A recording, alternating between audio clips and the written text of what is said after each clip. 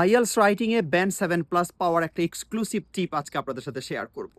দেখুন, IELTS writing task 2-তে আপনার স্কোরটা কেমন আসবে, কত আসবে নির্ভর করে আপনার বডি প্যারাগ্রাফটা কেমন। আপনি যদি আইএলস এর ইনস্ট্রাকশন অনুযায়ী আপনার বডি প্যারাগ্রাফটা সাজাতে পারেন, তাকে যদি ওয়েল ডেভেলপড করতে পারেন, আপনার ব্যান্ড 7+ পাওয়া আহামরি ব্যাপার না আইএলস রাইটিং টাস্ক 2-তে। আমি আজকে আপনাদেরকে সেই ইনগ্রিডিয়েন্টসগুলো বা সেই স্টেপসগুলির কথা বলবো, যে স্টেপসগুলো আপনার বডি প্যারাগ্রাফে থাকলে এই বডি প্যারাগ্রাফটাকে একটা ওয়েল ডেভেলপড বডি প্যারাগ্রাফ বলা হয়, এবং যার কারণে আইএলস রাইটিং টাস্ক 2-তে পার্টিকুলারলি আপনার 7+ পাওয়াটা অনেক বেশি ইজি হয়ে যাবে। আমি এমএন ইসলাম সাগর, ফিনল্যান্ড থেকে বলছি। আমি সে 2003 সাল থেকে আইএলস মাস্টার ট্রেনার হিসেবে ক্লাস করাচ্ছি। এখনও পর্যন্ত আমি ফিনল্যান্ডে বসেই আইএলস প্রাইভেট এবং রেগুলার ব্যাচ নামে 2টা ব্যাচ এবং ইংলিশ ফাউন্ডেশন কোর্স, এই 3টা ব্যাচ আমি কন্টিনিউ করছি।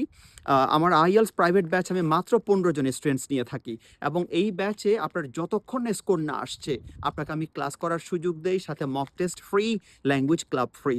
সিগনিফিক্যান্ট কাজ যেটা আমি করে থাকি সেটা হলো আপনার প্রোফাইল দেখে, আপনার একাডেমিক প্রোফাইল, আপনার ফিনান্সিয়াল ব্যাকআপ সব কিছু দেখে আপনার জন্য কোন দেশ, কোন কান্ট্রি, কোন সাবজেক্ট বেস্ট হবে তার উপর আমি ফ্রি কাউন্সিলিং দিয়ে থাকি আমার স্টুডেন্টসগুলোকে।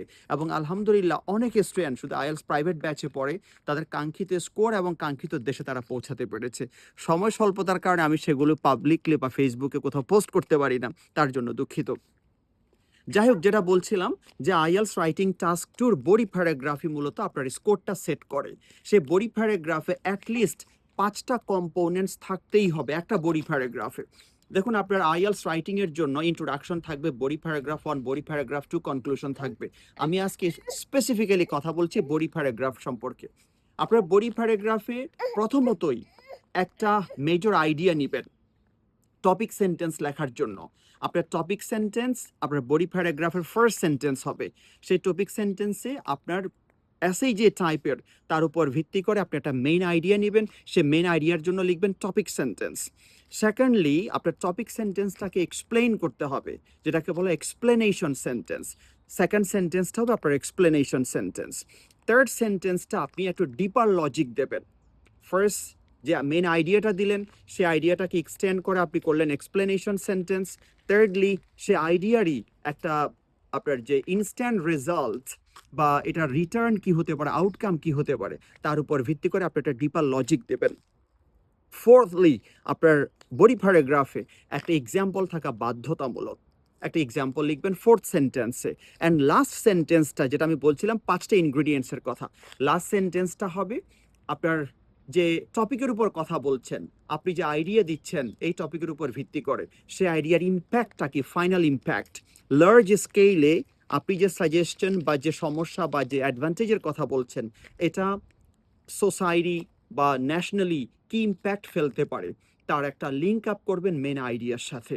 এই 5টা কম্পোনেন্টস একটা বডি প্যারাগ্রাফে থাকতেই হবে। এবার ধরেন আমরা যে ভুলটা করি, আমরা মূলত অনেকগুলো আইডিয়াস একটা বডি প্যারাগ্রাফে দিয়ে দেই।